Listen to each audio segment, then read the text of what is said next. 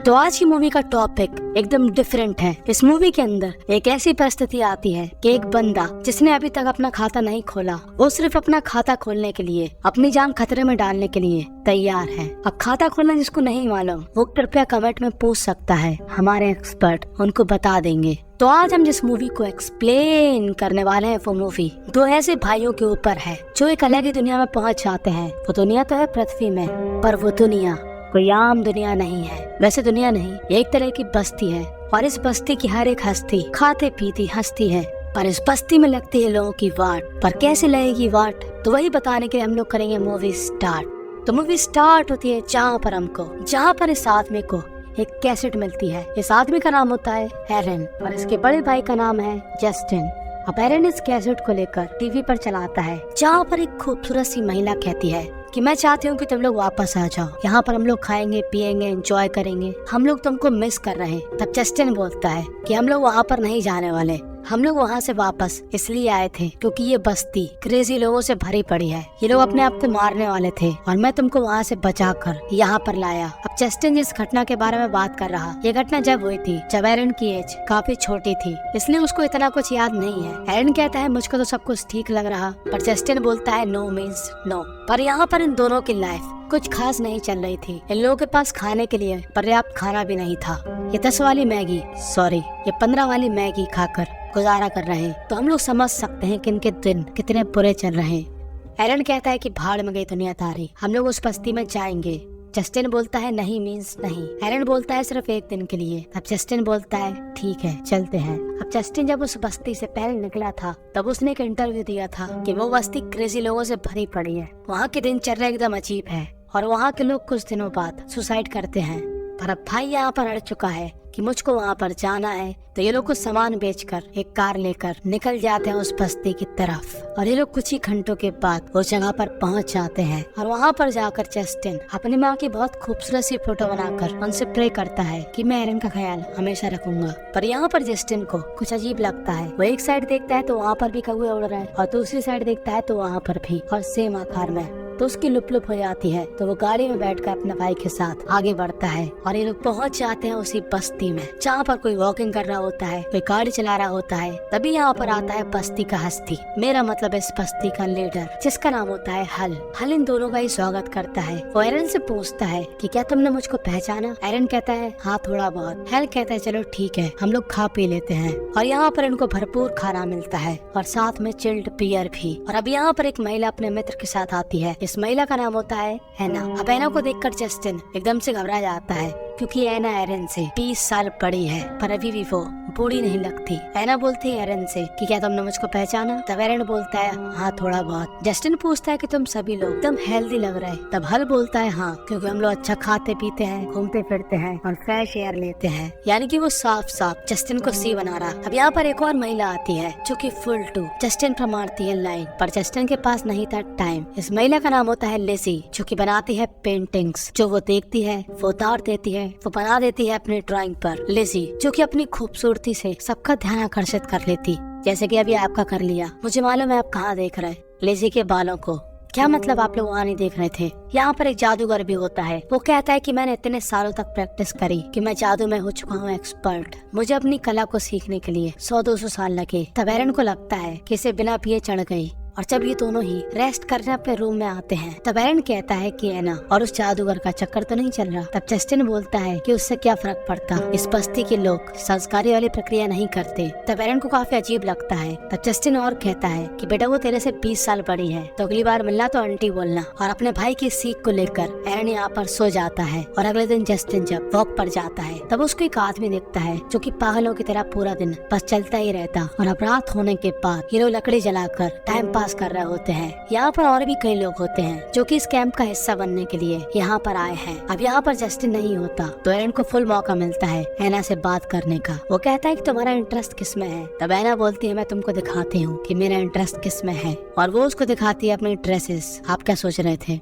खैर तो एरन को उसकी ड्रेसेस काफी अच्छी लगती है। और दूसरी तरफ जब जस्टिन यहाँ पर आता है तभी जादूगर उसको रोक लेता है और कहता है कि रुक जस्टिन, मैं दिखाता हूँ तुझको जादू। वो देता है उसको एक कार्ड और ये जादूगर सही गैस कर लेता है। पर जस्टिन उसकी बेइज्जती के लिए कहता है कि नहीं ये कार्ड तो नहीं था। जादूगर बोलता है अच्छा बेटे वो कहता है कि एक और ट्रिक, अभी जादूगर एक बॉल लेकर ऊपर फेंकता है और काफी देर तक रुकने के बाद भी वो बॉल नीचे नहीं आती और वो जस्टिन का हाथ लेकर आगे बढ़ाता है। वैसे ही वो बॉल जस्टिन के हाथ में आ जाती है और जस्टिन की थोड़ी बहुत फट जाती है। ये जादूगर तो बवाल चीज है। तभी यहाँ पर हल्ला गुल्ला होता है। दरअसल रात में ये लोग एक गेम खेलते हर हफ्ते। इस गेम का नाम होता है स्ट्रगल। स्ट्रगल में एक रस्सी को आपको खींचना है अपनी तरफ। अब ये रस्सी किससे बंधी? ये लोग कहते हैं कि यहाँ पर एक पेड़ है। हल इस रस्सी को नहीं खींच पाता। तब हल आगे बुलाता है एरन को। एरन पहली बार वो नहीं खींच पाता, फिर उसको महसूस होता है कि उसके दिल की घंटी बजाने वाली है ना यहीं पर खड़ी। तो वो दूसरी बार ट्राई करता है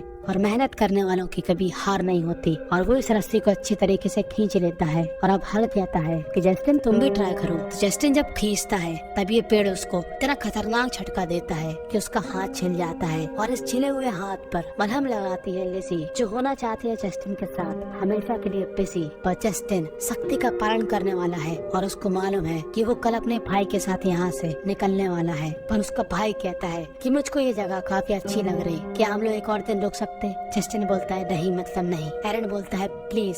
तब जस्टिन बोलता है ठीक है। और अगली सुबह ये लोग निशानेबाजी कर रहे होते हैं, जहाँ पर जब जस्टिन आखिर की बोतल को फोड़ने की कोशिश करता है तो वो क्या देखता है कि उसकी गोली उस बोतल तक नहीं पहुँच पा रही, कि मानो यहाँ पर कोई दीवार हो। और वो वॉक करने के लिए अकेला निकल जाता है, जहाँ पर उसको रास्ते में चीजें हिलती हुई दिखती हैं और उसको कई सारी फोटो मिलती है, जहाँ से वो एक फोटो ले लेता है। इस फोटो में बना होता है एक तालाब जो कि इसी बस्ती में है। और अब शाम होने के बाद ये सभी लोग गाना गाकर एंजॉय करते हैं और एरन को यहाँ पर काफी मजा आता। और परेशान जस्टिन जाके हल से इस बारे में बात करता है कि यहाँ पर कुछ गड़बड़ है और मुझको ये फोटो मिली। तब हल बोलता है कि मुझको क्या मालूम, जैसे तुम्हारे सवाल हैं वैसे ही मेरे सवाल हैं। अगर तुमको जवाब ढूंढना है तो उसी तालाब में जाकर एक गोता मार के आओ और तुम्हें जो भी मिले वो उठा लेना। हल बोलता है तुम्हारा जो भी फैसला होगा वो 3 मूल से पहले का होना चाहिए, कि तुम्हें यहाँ पर रुकना है कि नहीं। अब जस्टिन सोचता है कि 3 मूल क्या है। तब हल उसको दिखाता है 2 मूल और जस्टिन के अंदर थुक थुक होने लगती है कि साला ये 2 चंद्रमा कहाँ से आ गए, आज तो मैंने पी भी नहीं थी। हल बोलता है तीसरा मूल आने से पहले अपना फैसला ले लो। और दूसरी तरफ एरन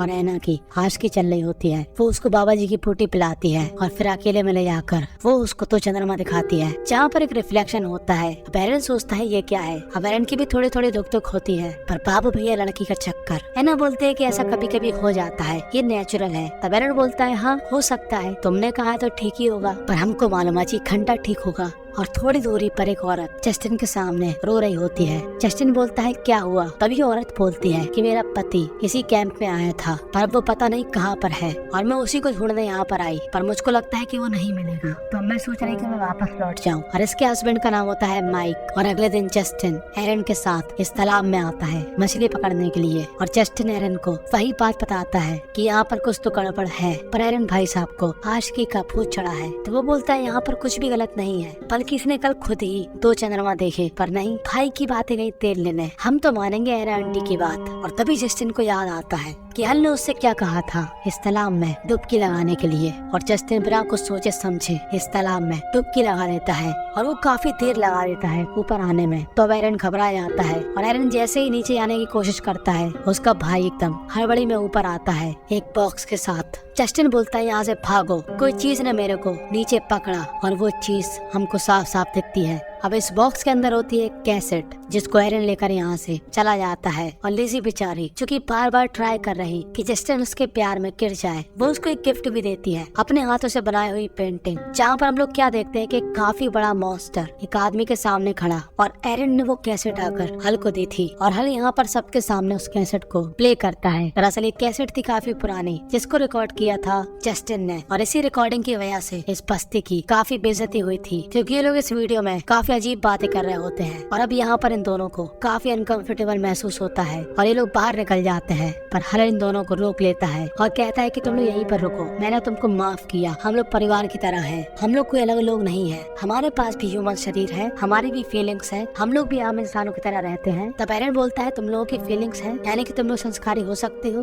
तब हल बोलता है हाँ बिल्कुल। और यही बात सुनकर एरन अपने भाई पे चटक जाता है कि तूने कहा था कि ये लोग संस्कारी नहीं होते, झूठे कहीं के, तू नहीं चाहता कि तेरा भाई खाता खोले। जस्टिन बोलता है ठीक है, हम लोग यहाँ से कल जा रहे हैं। एरन बोलता है हाँ तू अकेले जा, मैं नहीं जाने वाला। तो जस्टिन बोलता है ठीक है, जामुदा मैं अकेले ही जा रहा, पर जस्टिन की गाड़ी स्टार्ट नहीं होती और वो पैदल ही निकल जाता है। और वो क्या देखता है कि यहाँ पर जगह जगह पर अजीब तरीके के डंडे गड़े, और वो एक आदमी के घर पे आता है और वो क्या देखता है कि वो आदमी फांसी से लटक चुका है। पर तभी 2 मिनट बाद वो आदमी उसके सामने आ गया और वो आदमी जस्टिन से काफी अच्छे से बात करता है। वो कहता है कि यहाँ से तुम लोग निकल जाओ, ये दरअसल एक लूप है। मैं काफी सालों से मरने की ट्राई कर रहा, पर मैं फिर जिंदा हो जाता और सब कुछ शुरू से स्टार्ट होता। और यहाँ पर एरन जो कि दुखी है कि उसका भाई चला गया, तभी वहाँ पर घबराई हुई अवस्था में हल आता है। दरअसल हल ने जस्टिन और एरन दोनों को ही पाला था बचपन से। जब उसकी माँ का एक्सीडेंट हो गया था तो हल ने ही इनका पालन पोषण किया और इसलिए हल चाहता है कि ये दोनों ही उसके साथ रहें। जस्टिन नहीं, एरन तो कम से कम रहे, क्योंकि हल का इन दोनों से लगाव है। और दूसरी तरफ ये आदमी जस्टिन को बता रहा होता है कि ये डंडे दरअसल एक लूप मार्क है, यानी कि तुम दूसरी साइड जाओगे तो पहली साइड का इंसान तुमको नहीं देख पाएगा।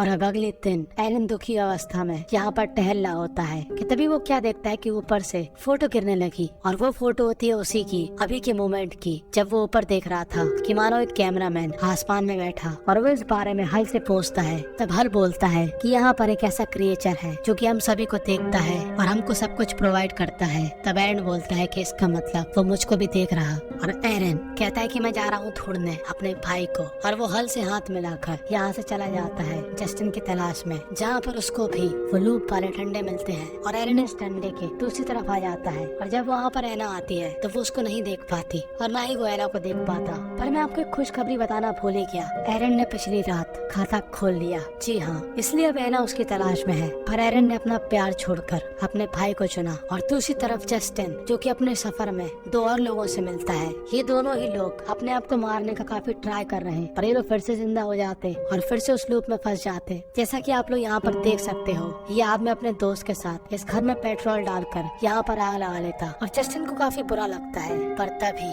फिर से सब कुछ पहले जैसा हो जाता है। और ये जो बंदा आग लगा रहा, इस बंदे का नाम है माइक। जी हाँ, ये वही माइक है जिसकी बीवी इसको ढूंढ रही थी। और अब जस्टिन को अपना भाई एरन मिल जाता है और इस क्रिएचर को मालूम चल चुका है कि ये दोनों ही यहाँ से भागने की फिराक में है, तो वो काफी गुस्से में आ जाता है। अब शाम होने के बाद एरन एकदम से रुक जाता है और कहता है जस्टिन से, मुझे तुमको कुछ बात करनी है। जस्टिन बोलता है ठीक है, बात तो चलते चलते भी हो जाती। तब एरन बोलता है नहीं, बैठ के सुनो, मैं वापस जा रहा, वहाँ की लाइफ कैसी भी है पर मुझे वो पसंद है, क्योंकि नॉर्मल जिंदगी में न खाने को खाना है न ही चरम सुख कर पाना है। यहाँ पर मुझको दोनों मिल रहा और साथ में फैमिली जैसा प्यार भी। जस्टिन बोलता है सुनो बेटा, यहाँ पर तुम मरोगे फिर से जिंदा होकर सेम लाइफ जियोगे। पर एरन कहाँ सुनने वाला, हम सबको मालूम है कि वो एना को चुनने वाला। तब जस्टिन बोलता है ठीक है, हम लोग वापस चलेंगे। पर ये लोग जब यहाँ पर वापस आते हैं तब ये लोग क्या देखते हैं कि घर में और होटल में कोई भी नहीं है। ये लोग वहाँ पर लेजी के घर जाकर वहाँ पर डली कैसेट चलाते हैं, जहाँ पर ये लोग क्या देखते हैं कि पूरे दिनचर्या इस कैसेट में रिकॉर्ड है, यानी कि वो क्रिएचर सब कुछ रिकॉर्ड करता। और जिन बाकी लोगों को ये दोनों ढूंढ रहे, वो लोग खड़े होते हैं इस बड़े से सर्कल के चारों तरफ, और इस दोनों टीवी में क्या देखते हैं